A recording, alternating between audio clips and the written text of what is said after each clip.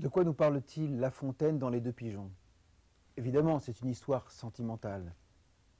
Mais il nous parle aussi de ce qui taraude les femmes et les hommes de tout temps, de ce qui de tout temps leur permet de renouveler leur existence, de mettre du sel dans ce qu'ils vivent. Il nous parle de transformation, de voyage, de mouvement, une espèce de changement visible ou invisible. Mais revenons à la Fontaine dans Les Deux Pigeons, qui commence ainsi. Deux pigeons s'aimaient d'amour tendre. L'un d'eux, s'ennuyant au logis, fut assez fou pour entreprendre un voyage en lointain pays. Deux pigeons s'aimaient d'amour tendre. L'un d'eux, s'ennuyant au logis, fut assez fou pour entreprendre un voyage en lointain pays. L'autre lui dit « Qu'allez-vous faire? Voulez-vous quitter votre frère? L'absence est le plus grand des maux. Non pas pour vous cruel, au moins que les travaux, les dangers, les soins du voyage changent un peu votre courage. Encore si la saison s'avançait davantage, attendez les zéphyrs. Qui vous presse? Un corbeau tout à l'heure annonçait malheur à quelque oiseau. Je ne songerai plus que rencontre funeste, que faucon, que réseau. Hélas, dirais-je, il pleut. Mon frère a-t-il tout ce qu'il veut, bon souper, bon gîte? Et le reste? Ce discours ébranla le cœur de notre imprudent voyageur, mais le désir de voir et l'humeur inquiète l'emportèrent enfin. Il dit « Ne pleurez point, 3 jours au plus rendront mon âme satisfaite. Je reviendrai dans peu compter de point en point mes aventures à mon frère, je le désennuierai. Quiconque ne voit guère n'a guère à dire aussi. Mon voyage dépeint vous sera d'un plaisir extrême. Je dirai j'étais là, telle chose m'avint, vous y croirez être vous-même. » À ces mots, en pleurant, ils se dirent adieu. Le voyageur s'éloigne. Et voilà qu'un nuage l'oblige de chercher retraite en quelques lieux.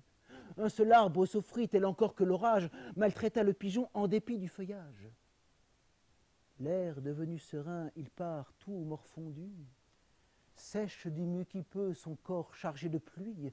Dans un champ à l'écart, voit du blé étendu, voit un pigeon auprès. Cela lui donne envie, il y vole, il est pris. Ce blé couvrait d'un lacs les menteurs et traîtres à part. Le lacs était usé, si bien que de son aile, de ses pieds, de son bec, l'oiseau le rompt enfin.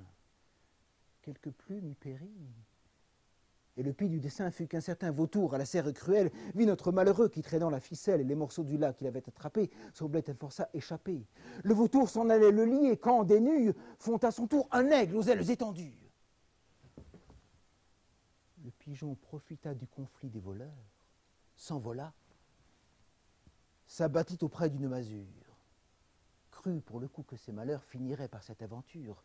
Mais un fripon d'enfant, cet âge est sans pitié, prit sa fronde et du coup tua plus d'à moitié la volatile malheureuse, qui, maudissant sa curiosité, traînant l'aile et tirant le pied, demi-morte et demi-boiteuse, droit au logis s'en retourna. Que bien, que mal, elle arriva sans autre aventure fâcheuse.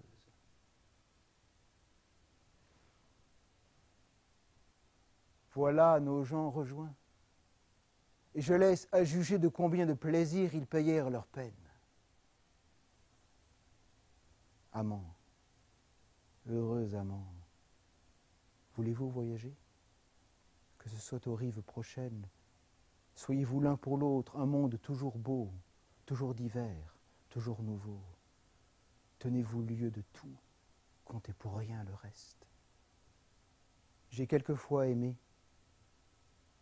Je n'aurais pas alors, contre le Louvre et ses trésors, contre le firmament et sa voûte céleste, changé les bois, changé les lieux, honoré par les pas, éclairé par les yeux de l'aimable et jeune bergère, pour qui, sous le fils de Cythère, je servis, engagé par mes premiers serments.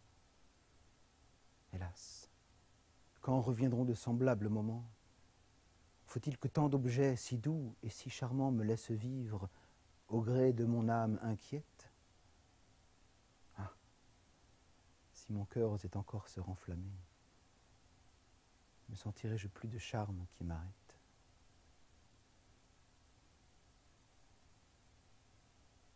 et je passais le temps d'aimer.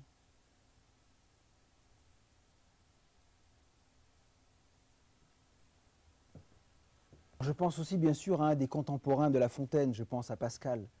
Pascal qui écrit « Notre nature est dans le mouvement, le repos entier est la mort ».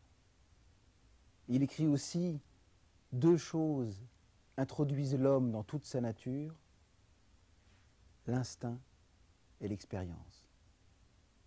Il y a aussi une autre fable de La Fontaine, plus sur le ton de la farce, qui commence ainsi.